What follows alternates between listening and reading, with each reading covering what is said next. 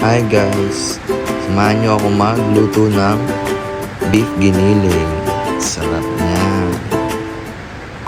So start na tayo. Balatan lang natin yung patatas, carrots. Yan. Tapos yan, iwain na natin yan into small pieces.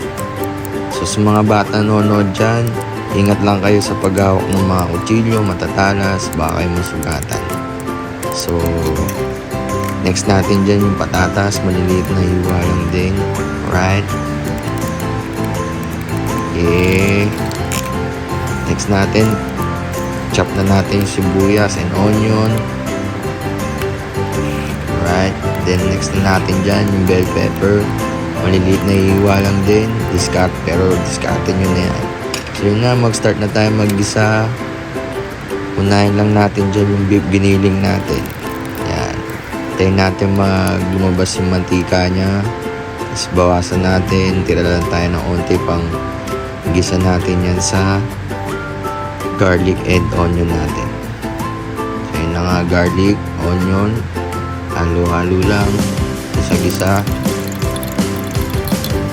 Sa mga amoy na yan, nangangamoy na yan. Halo-halo.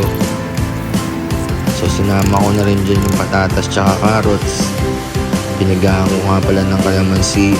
So maglalagay na tayo ng mga pampalasa dyan. Halo-halo lang konti. So yan, nilagyan ko na ng wow sarap. Toyo, oyster sauce. Yan, nilagyan ko ng konting salt tsaka ng pepper. Yan, halo-haluin din natin para halo yung mga sarap. Ayun, naglagay na ako ng parsley, ng paprika, tsaka ng cumin powder. Yan, halo-halo na lang.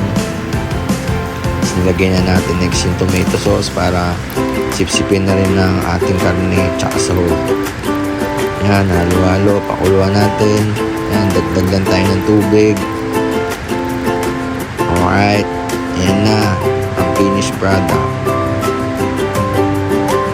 Sarap niyan. Food trip na. Thank you for watching.